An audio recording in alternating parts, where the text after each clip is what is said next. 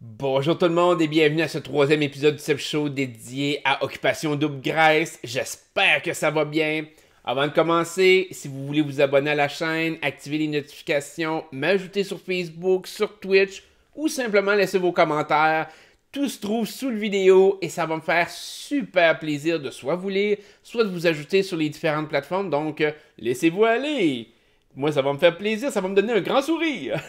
Donc, pour commencer cet épisode-ci, mais je vais faire ça un peu différemment. Habituellement, je parle des fois des points positifs, négatifs. Bon, j'y vais un peu plus par ordre chronologique. Mais aujourd'hui, je vais commencer par la fin de la semaine d'occupation double. Particulièrement parce que mercredi soir, jeudi dans la journée, il y a des gens qui m'ont écrit et me disaient mon Dieu, qu'est-ce que tu penses qui va arriver? Ça a l'air surprenant. Il y a l'air d'avoir beaucoup de choses qui se passent avec la semaine qui s'est passée. Tout le monde est en danger. Là, il y avait toute cette histoire-là de mon Dieu, n'importe qui peut partir. Et pour vous expliquer un peu mon mood à moi, c'est que moi, j'écoute pas les épisodes à chaque soir. En tout cas, pas présentement. Mon horaire me le permet pas. Donc, souvent, je les écoute en rafale, tous un après l'autre, le vendredi, le samedi, pour vous faire une vidéo avant l'émission spéciale, dans le fond, du dimanche. Alors, je ne savais pas trop comment l'interpréter quand les gens m'ont parlé de ça cette semaine, de dire, bon, mon Dieu, peut-être que vraiment, on peut pas prévoir c'est qui va partir, que ça a l'air vraiment d'être up in the air, que le vote est incertain de tout bord, tout côté. Et là, ce qui se passe, j'écoute les épisodes. Et je prenais mes notes jusqu'à l'épisode du mercredi. Donc, moi, je suivais un petit peu la semaine. Il y avait l'air d'avoir des choses qui pouvaient se passer. Il disait, comme Jay du Temple, je crois, a dit que n'importe qui pouvait partir ce dimanche. Donc, il hypait un peu le fait qu'il pouvait avoir un vote surprenant. Et je prenais mes petites notes, toutes. Puis là, on tombe sur les previews de dimanche. Et là, je regarde les images. Puis je suis comme... Ben voyons donc. La production l'a donc bien échappé là-dessus. Parce que sincèrement, on sait pratiquement c'est qui part. À 98% de chance, je pourrais vous dire, on sait qui part, juste avec les previews qu'ils nous ont montrés. Je veux dire, ça fait longtemps que j'ai pas vu des previews qui vendaient le punch d'une façon aussi intense que ça. T'sais, toute la semaine où ils nous vendent le punch comme de quoi que c'est tellement divisé, tout. Ils nous parlent des immunités, ils nous parlent de toutes sortes de choses qui peuvent influencer le vote de dimanche. Puis, il nous sert les images qui nous donnent clairement l'idée de qui s'en va.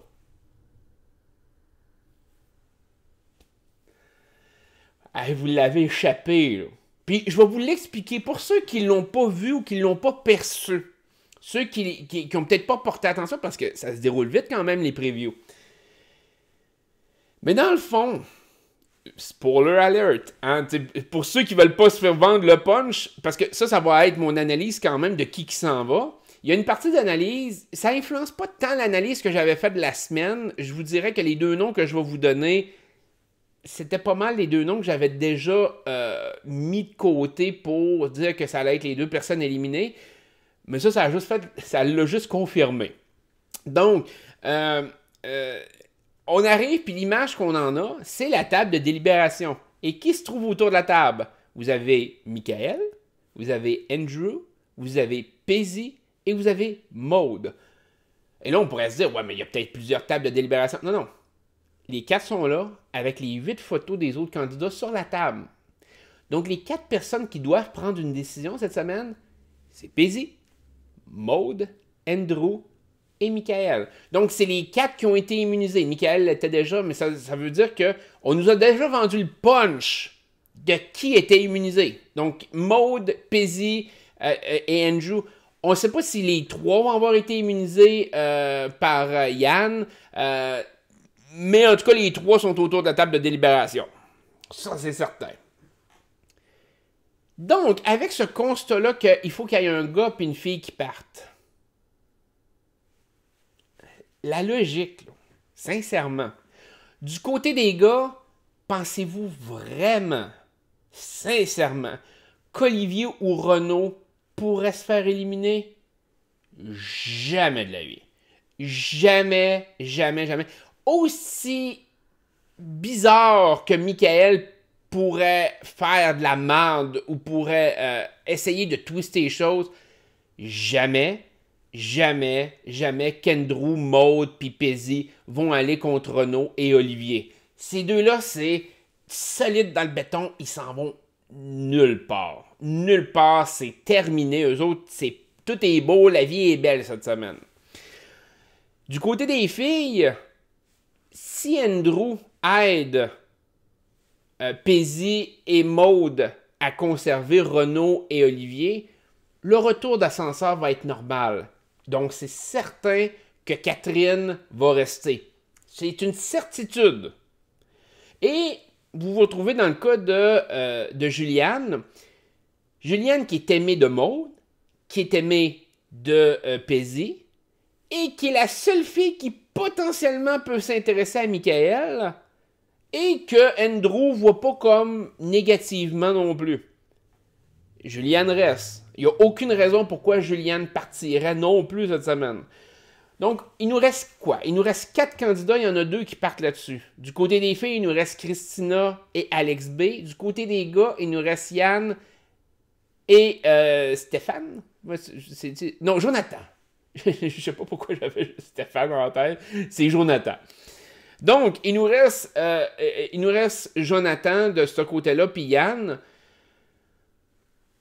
Yann n'a rien eu cette semaine qui aurait pu mettre un doute sur le fait de se faire éliminer. Peut-être, si Jonathan avait été immunisé, là, je vous dirais, OK, peut-être que je peux... Mais la seule chose qu'on a vue, c'est de la merde sur le cas de Jonathan toute la semaine. Il s'est pogné avec Olivier, il bullshit. On a vu la séquence comme de quoi qu'il avait utilisé Christina pour se faire immuniser. Clairement, là, l'image de Jonathan est exactement la même que celle de Philippe la semaine passée, dans les 2 dernières semaines, c'est-à-dire une image négative, une image qui mène nulle part. Il n'y a rien qui s'est bâti autour de Jonathan, il n'y a rien qui s'est bâti pour qu'on ait l'impression qu'il peut avoir une histoire de plus. Fait que, mettez ça dans votre liste, Jonathan, c'est fini. C'est terminé. Son aventure, là, ça se termine ce dimanche. Moi, à mon sens, c'est un 98,9% de chance. Il faudrait qu'il arrive un événement incroyable pour changer la donne. Jonathan, c'est fini son aventure. Du côté des filles, c'était moins certain, du moins au début, avant les previews. Et ça, c'était la remarque que j'avais dit. Moi, que j'avais écrit dans mes notes, c'était... Je concevais que probablement ça allait être Christina, avec un doute qu'Alex B pouvait se faire éliminer. Et je pense que c'est encore le cas présentement. Je pense que dans les 2 filles, les 2 peuvent partir. Michael pourrait peut-être mettre un doute à ce niveau-là si, exemple, il forçait pour garder Christina. Oui, ok, peut-être. Il pourrait dire, bon, écoutez, moi, je vous laisse vos choix, je vous laisse vos affaires, laissez-moi au moins Christina. S'il ajoute comme ça, le problème, c'est que Michael a comme pas de poids à l'heure actuelle. Il a traité les autres de connasses, tout le monde l'a haï, donc est-ce qu'ils vont l'écouter? S'il avait été un bon gars, peut-être que les filles auraient fait comme, ouais, ben ok, il veut peut-être se spotter avec Christina, on va y laisser Christina. Mais comme c'est pas le cas à l'heure actuelle, je pense que Christina, par rapport à toutes ces chicanes envers Maude, Christina est un peu dans le même cas que Jonathan. On ne l'a pas vu positivement cette semaine. Même au contraire, on l'a vu qui demandait quasiment à la caméra de dire, écoute, si j'avais le choix, moi je serais chez nous avec mes enfants. Puis... Tandis qu'Alex, elle a eu des moments où justement, elle s'est comme excusée de ses comportements d'enfantillage. Elle a eu, bon, là, sa date avec Yann. Fait qu'il y a des choses positives. Il y a comme une histoire qui se crée. On le voit dans les previews aussi, que Juliane est comme un peu jalouse. Il y a une histoire qui peut se créer par rapport à Alex B. je pense pas qu'il fasse mourir l'histoire d'Alex B one shot pour le plaisir. Donc, encore là, Christina, en mon sens, à 95-96% de chances de partir. Avec un petit bémol que peut-être Alex B peut partir, mais encore là, en mon sens, ça n'a pas de logique. Christina, rien s'est bâti autour d'elle non plus cette semaine. Il n'y a pas eu quelque chose de faire comme, oh, un gars qui a comme fait, ouais, elle, je me verrais avec elle jusqu'à la fin, ou d'avoir des activités ou quelque chose de bien, bien le fun. Christina s'en va. Je pense que dans cette situation-là, Michael devrait mettre beaucoup de poids pour essayer d'éliminer Yann. Ça serait son meilleur move stratégique et c'est un move qu'il ne fera pas. Moi, je pense que Michael va aller contre Renault et c'est peine perdue avec la composition du team qui sélectionne.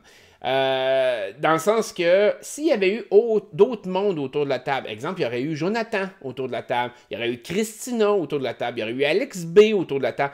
Là, je pense que le speech aurait pu être très différent. Je pense que là, on aurait pu avoir un doute de dire, oh, peut-être qu'un gros joueur peut partir comme Renault, justement, ou comme Olivier, pour créer des twists ou pour créer des choses. Mais dans le contexte actuel de qui va être immunisé, je pense que c'est hyper prévisible. Et je pense que l'image qui est la plus frappante par rapport à ces choix-là, de dire que c'est Jonathan et Christina, c'est quand on voit l'annonce qu'Andrew va faire. On voit vraiment les 4 candidats, un à côté de l'autre, proche de la piscine, qui vont annoncer. Puis si vous remarquez un peu la réaction de Paisy, de Maude, ça a l'air complètement zen. Pas de stress, pas de frustration. Donc, Paisy, Maude ont eu ce qu'ils voulaient. Andrew a pas l'air triste non plus ou mal à l'aise. Andrew a eu ce qu'il voulait. Le seul qui a l'air un peu, on pourrait dire, chambranlant, c'est Michael. Donc, je pense que les 3 autres ont eu le dessus sur lui, qu'il n'a pas rien eu et qu'eux autres ont tout eu. Jonathan, Christina, 111 cette semaine, c'est terminé pour eux autres. Donc, je voulais faire l'analyse quand même du preview parce que des fois, il faut porter attention aux détails. Les gens qui n'ont pas regardé trop le preview, je pense que le preview nous donnait quand même un bon indicatif de qui partait cette semaine. Je pense que c'est une bourde de la production, du montage du preview. Je comprends pas pourquoi ils ont fait ça, dans quel objectif de montrer autant de détails. On dirait qu'ils veulent montrer du stock pour rendre ça intéressant, mais là, ils en ont comme trop montré. Puis moi, je pense qu'ils ont vendu le punch. Ils ont simplement vendu le punch. Parce que oui, il aurait pu arriver autre chose. Mais dans cette composition-là, avec les données qu'on a là, c'est prévisible. Le vote est extrêmement prévisible. On peut toujours élaborer, dire qu'il peut avoir une chance qu'Alex B puisse partir, mais ça va-tu influencer le jeu d'une façon atroce? Du tout, ça fait aucune différence. Que ce soit Alex B ou Christina qui part, ça fait la même maudite affaire. C'est 2 joueuses qui, à court terme, étaient de toute façon en danger. Fait qu'il n'y a aucun élément de surprise par rapport à ça. Et les seuls éléments de surprise qu'ils pouvaient avoir, ils les ont vendus dans le preview. Bizarre. Bon. Donc, ça fait le tour par rapport au preview de ce qui s'en vient dimanche. Je reste avec... La semaine passée, j'avais dit Philippe. Cette semaine, j'y vais vraiment Jonathan, Christina. Donc, vous avez mes prédictions. Peut-être que je me trompe. Peut-être que ça va être complètement l'inverse. Puis j'aimerais ça être surpris. Je me rappelle quand même avec Occupation Double Bali, le vote contre Philippe a été surprenant à mes yeux, à moi. Par contre, le vote, c'était dans le fond juste Karine qui a voté puis qui a amené un joueur avec elle. Ce qui a été très drôle. Un superbe de beau vote d'élimination. En mon sens, ça m'avait fait extrêmement plaisir, mais c'était dur de le prévoir. Je pourrais dire de façon logique. Dans un contexte de même, on ne le voyait pas venir nécessairement, mais dans une composition, comme je vous dis, comme on a cette semaine, pour moi, c'est extrêmement prévisible. OK. Fait que pour les éléments un peu plus marquants de la semaine, Écoutez, j'avais évidemment l'élimination de Phil, va falloir que je vous en parle, et je pensais vraiment sincèrement que ça allait être mon élément marquant de la semaine, que ça allait être mon top 1, mais finalement, ça a été battu par autre chose. Et ça a été Maud dans sa merveilleuse petite camisole noire. Sincèrement, là, quel élément marquant de la semaine. Moi, ça m'a subjugué. Pour moi, là, ça a fait la semaine au grand complet. J'étais comme... Ça a capté toute mon attention, hein, je peux vous le garantir. Maud dans sa petite camisole noire, là, ça l'a valu de l'or. Sincèrement, là, c'était merveilleux pour mon ambiance intellectuelle par rapport à Occupation Double. Il fallait que je vous en parle. Hein. Mais, de façon plus sérieuse, je vais aller à mon deuxième événement marquant de la semaine. L'élimination de Philippe. Oh, que c'était jouissif. C'était joué presque autant que la camisole noire, presque comme Maud dans sa petite camisole noire, mais Phil qui se fait éliminer, c'était tellement drôle parce que le gars s'est retapé toute la job de refaire les auditions puis d'être repris pour Occupation Double, puis il se fait flusher en premier. Ben, techniquement pas en premier, mais le premier gars pareil.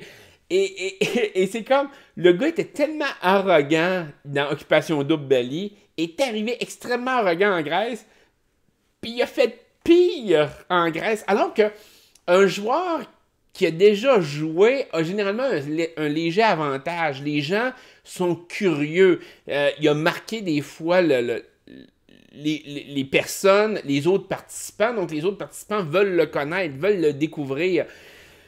Le problème de Philippe, c'est que je pense que sa personnalité ne fitait pas pour jouer une deuxième fois. C'est-à-dire que dans la première fois, Occupation Double Belly, il a été vu vraiment comme un peu plus le mangement, le fauteur de troubles. Il essayait tellement avec Joanie, il poussait, puis tu sais, c'était toujours égoïste, c'était toujours avec arrogance, c'était toujours...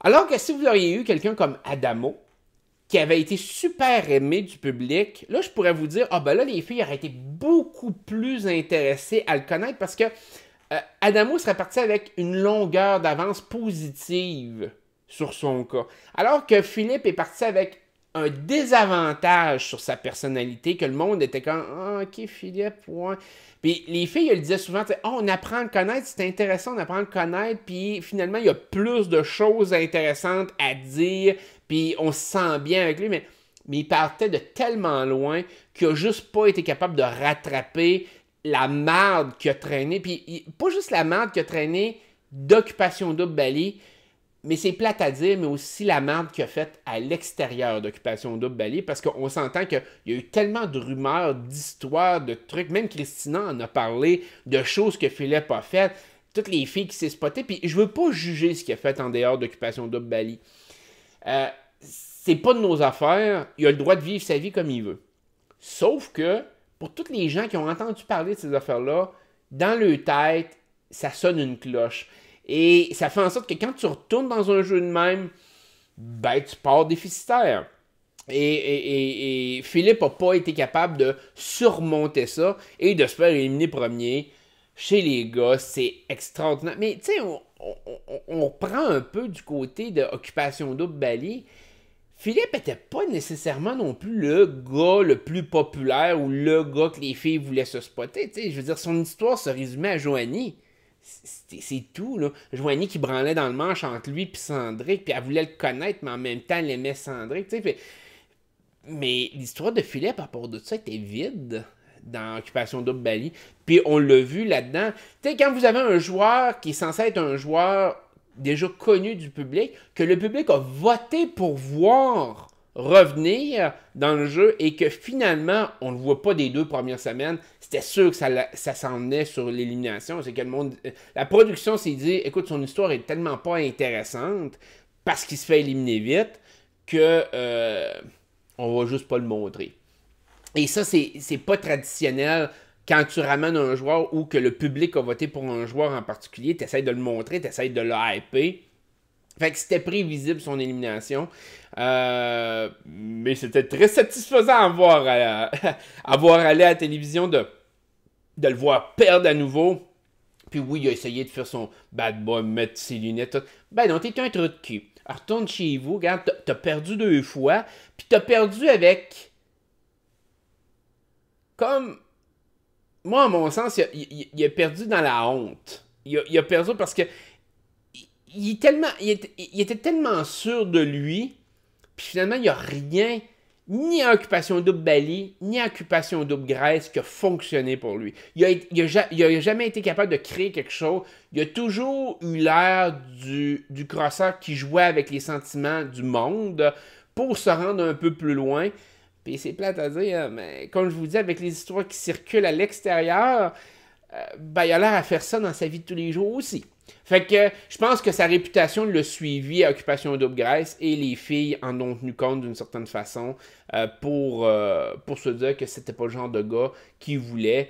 Je pense qu'il est pas assez mature non plus pour jouer une game de même. Fait que on est débarrassé de lui. J'avais peur qu'il t'offre plus longtemps. Sincèrement, avec le fait que le public avait voté pour lui et autres, et puis que la production lui avait donné cette chance-là, j'avais peur vraiment d'avoir à l'endurer pendant une saison entière, mais qu'il parte en premier. Je pense que ça me donne le feeling, justement. T'sais, on s'en est parlé dans les premiers épisodes de dire ils l'ont peut-être mis là pour l'humilier, puis c'est quasiment ça que ça me donne comme impression. C'est comme, ils ont donné la deuxième chance en faisant comme hey man, tu vas te planter, tu vas avoir l'air d'un cul à TV. Puis c'est très satisfaisant à voir. Fait que, merveilleux moment. Mais pas autant que Maud dans sa petite camisole noire. Mais c'était pas loin pareil. Le feeling n'était pas pareil. Fait que, ok. Fait que, on va... bon, là, j'ai fait le tour. Je relis un peu mes notes. Donc, Philippe, on a eu Andrew. Côté positif, je sais pas pourquoi ils ont montré cette... Ben, en fait, je me doute pourquoi ils ont montré cette image-là, mais Andrew qui a parlé positivement à Julianne par rapport à Yann, qui a dit dans le fond que Yann s'intéressait vraiment à elle, puis tout. Même s'il y avait une date avec elle, il a été super un bon Jack. Il a été le gars, vraiment, tu sais, il a pas essayé de faire de la merde. Il fait comme, bah oui, tu m'intéresses ou quelque chose. Non, il a été direct. Yann s'ennuie de toi, il voulait faire l'activité avec toi. T'sais. Il a défendu Yann. Et c'est pour ça que je vous dis que par rapport au vote de dimanche, je vois pas Yann partir. Andrew risque de le baquer. Il l'a baqué avec Julianne qui était en face de lui. Très belle femme. Il aurait pu essayer, pas en tout, pas une minute. Il a été super de bon gars. Et ça me donne cette impression de Adamo l'année passée. Du bon Jack qui va se rendre loin parce que les gens l'aiment. Les gens ont l'air à l'aimer, même si on le voit pas bien à la TV, on voit que les gens, les autres joueurs l'apprécient. C'est le genre de gars qui peut se rendre très loin juste sur le fait qu'il est apprécié. Qu'il ne fait pas de vagues, qui est un bon gars, qui est...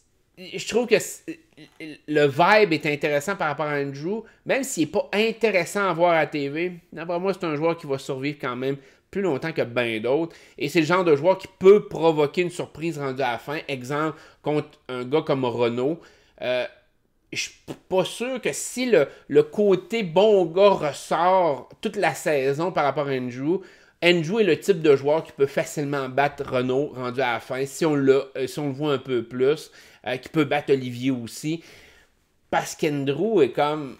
C'est un bon Jack. Fait que Andrew, de ce côté-là, avec sa petite histoire on the side, merveilleux. Je pense que côté positif, Andrew, il rayonne à date dans la saison. On le voit pas beaucoup, mais chaque fois qu'on le voit, c'est positivement. Les gens parlent en bien de lui, il parle en bien des autres. Andrew, c'est une star présentement que probablement qu'on va voir de plus en plus dans la saison. Ils sont quand même, comme je vous disais, peut-être 2-3 semaines en avance sur ce que nous, on voit. Donc, en mon sens, ils savent qu'Andrew va se rendre loin pour qu'il fasse chaîner de cette façon-là avec Catherine. Puis, moi, à mon sens, c'est ça. Donc, à part Andrew, évidemment, bon, on a eu Michael. Je dis Michael, c'est Michael, excusez-moi. Michael qui est rentré dans les maisons. Quel horrible joueur. C'est comme... Où c'est que vous êtes allé le chercher? C'est dans les bas-fonds des joueurs. Parce que qu'il soit arrogant, c'est une chose. Qu'il fasse la merde, c'est correct, il n'y a pas de problème s'il veut faire la menthe. Mais moi, ce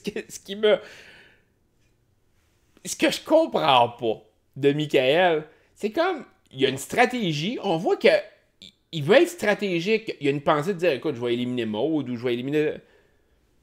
Puis il dit en face de tout le monde. Il n'y a pas de problème. Ouais, ben Maud, je vais l'éliminer. Tu sais, il dit ça à Renaud, tu sais, je vais éliminer Maud, tu sais, elle me tape sur les nerfs. Ou... Peu importe, tu sais, c'est comme... Si tu veux être stratégique, ferme ta gueule! Le gars, il est zéro stratégique. Tu sais, il a l'air d'avoir des plans de fou en tête, mais il est dit à tout le monde. C'est comme... Les autres vont comme... Quoi? Le regarder et faire comme... Ouais, c'est intelligent son affaire. Puis, ouais, on va le laisser aller. Tu sais, je veux dire... Il s'imagine quoi, l'épée? Tu sais, c'est de l'arrogance tellement mal placée. Le gars réfléchit pas du tout à ce qu'il dit, à comment qu'il dit, à qui il le dit. Zéro pin bar. Puis ils mettent tellement l'accent sur le côté négatif de Michael. Même Jay Dutton, quand il parle dans les posts, il fait comme oh là là, tu sais, Michael est vraiment pas aimé. C'est comme hey, le gars il est condamné, là. Le gars va se faire planter, tu sais. Il va se faire éliminer, ça va être super vite. J'ai hâte de voir. Mais c'est particulier comme personnage. Ils l'ont rajouté. Puis, tu sais, je comprends pas le concept de dire on rajoute des gens parce qu'ils ont rajouté Christina pour faire de la merde, ils ont rajouté Michael pour faire de la merde. Mais ton but, c'est pas tant de faire de la merde. Tu sais, je veux dire, va pas chercher des fauteurs de troubles pour faire le show. Ce qu'il faut que tu fasses pour faire le show, c'est de créer justement des personnes qui vont rendre les autres jaloux. Possessifs, pas nécessairement de façon légitime. Tu sais, dans le sens de dire, pour un show comme Occupation Double, on s'entend, là, le dating, puis l'amour, puis ces choses-là, mais tu mets quelqu'un qui peut plaire énormément, exemple, à Renaud, genre qui va l'allumer comme ça n'a pas de maudit bon sens, son être idéal, ou quelqu'un qui va allumer Olivier à tour de bras. Je pense pas qu'Olivier tomberait dans ce pattern-là, mais tu sais, de créer ce genre de situation-là, mais tu sais, que la personne ne le fasse pas genre en voyant « Hey, je vais faire la merde à l'intérieur de la maison », mais plutôt genre « Ouh, ben, je suis la personne parfaite pour l'autre. » C'est ce genre d'événement-là de jalousie qui peut se créer, mais de façon naturelle.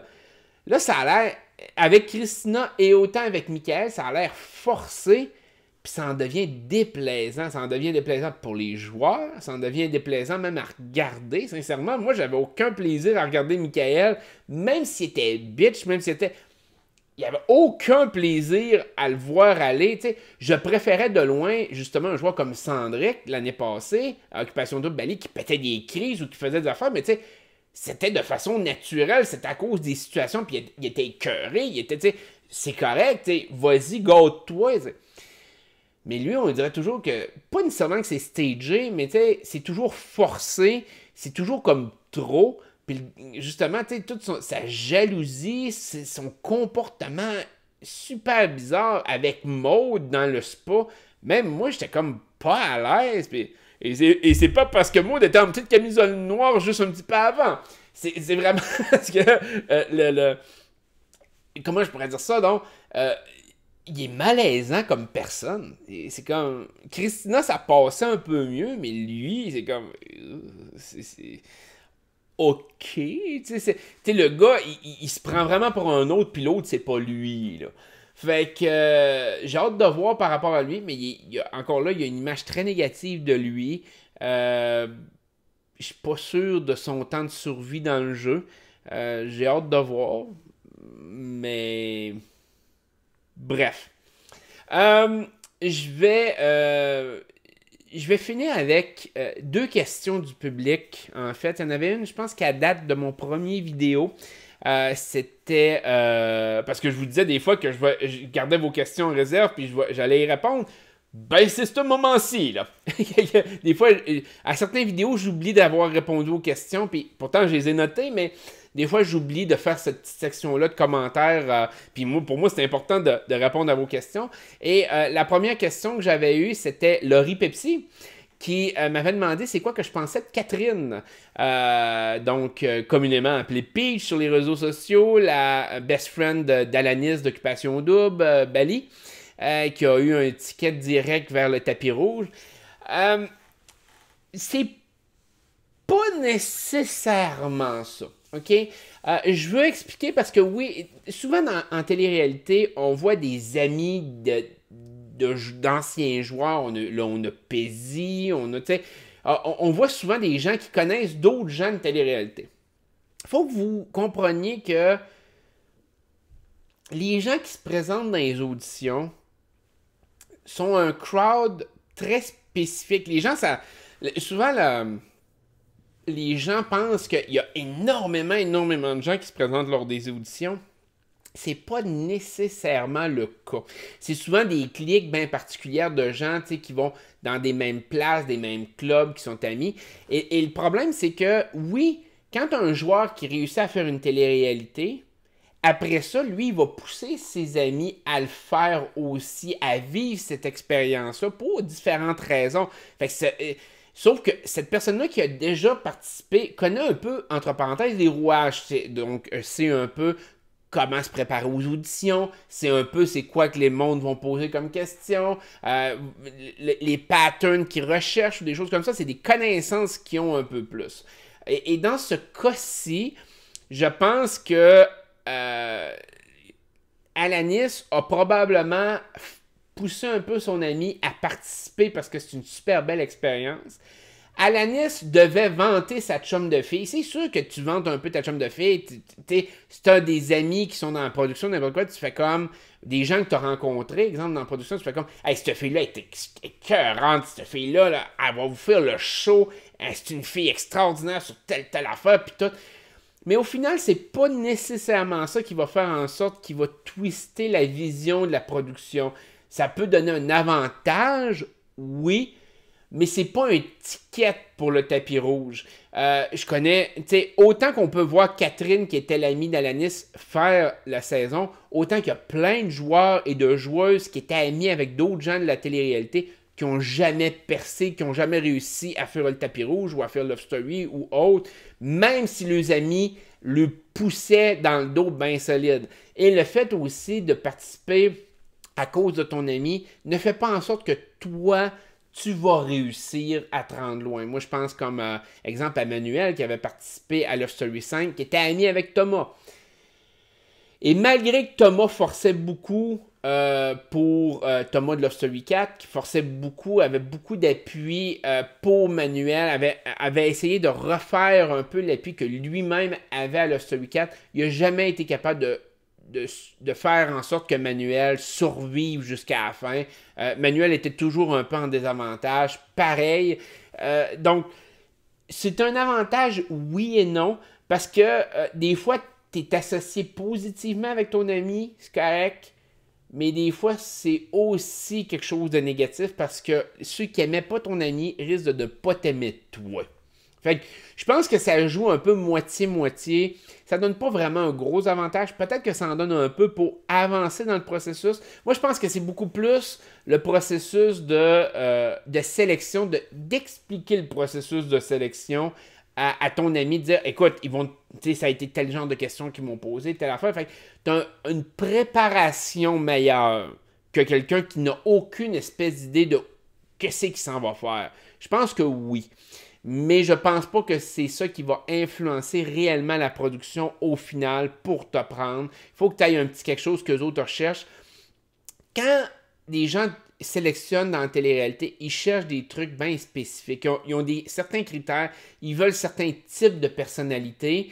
Puis aussi, surtout dans un show comme Occupation Double, ils essayent de faire fitter des filles qui vont être proches de ce qu'eux autres ont comme possibilité. Là. Donc, si, mettons, exemple, ils ont un gars qui dit écoute, ce gars-là, il nous le faut, il est extraordinaire, genre Renaud. On va dire que la production voulait absolument avoir Renaud. Ben là, ils vont essayer de voir dans le casting de filles, ils vont peut-être avoir une liste de 40 filles, puis ils vont dire, OK, quel genre de filles fitterait avec Renaud? Quel genre de personnalité? Y a-t-il des filles qui ont l'air de s'intéresser à un gars comme Renaud? Là, ils vont regarder ça, ils vont peut-être dire, ah ben ces 2-3 filles-là, ça peut être un potentiel, comme Christina, exemple, ou comme Maude, par exemple. De dire, OK, ces filles-là fit un peu plus, puis là, ils vont essayer de les séquestrer, de dire, OK, ben dans ces filles-là, on va peut-être en sélectionner une qui fit avec lui pour peut-être potentiellement faire un match. Mais c'est tout on prend un guess. Ça veut pas dire que ça va virer de même.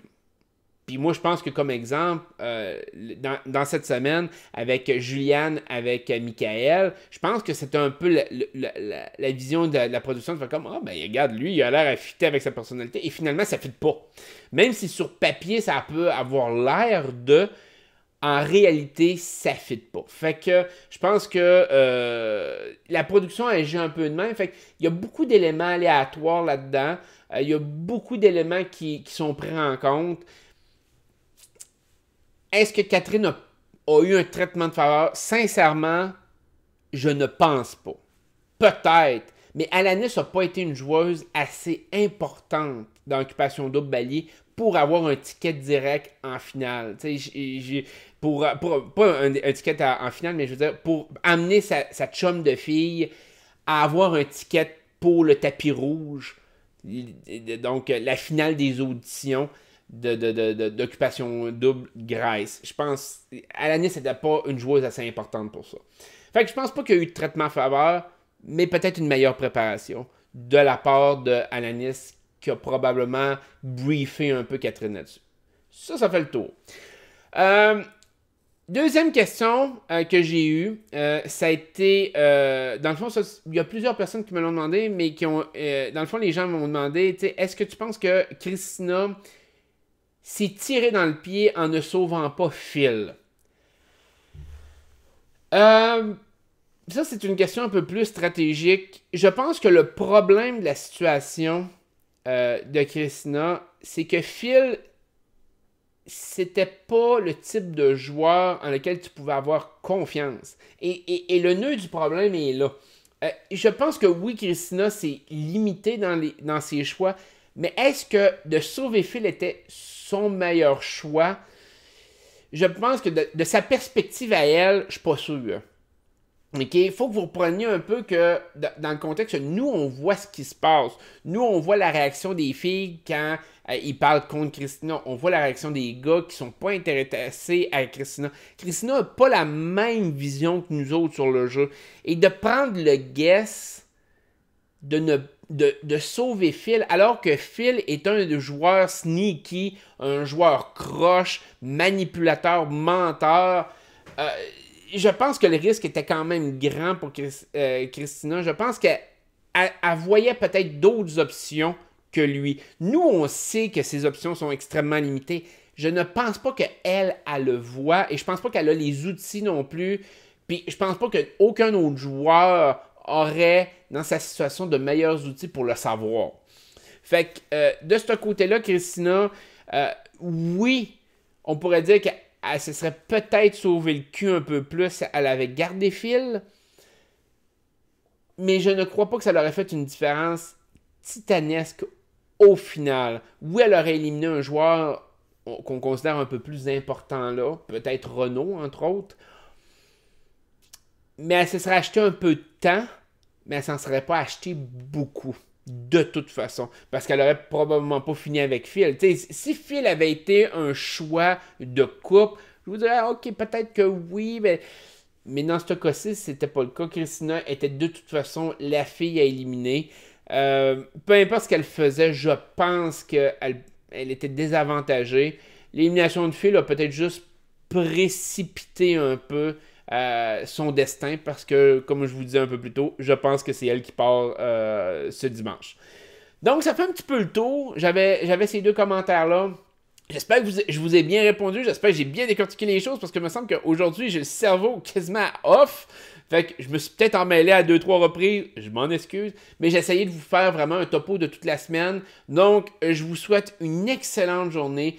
Prenez soin de vous autres. Puis on se retrouve un petit peu plus tard cette semaine pour les vidéos de XOXO, Amazing Race, Survivor. Ça va tout défiler dans les prochains jours. Fait que je vous adore. Bye bye.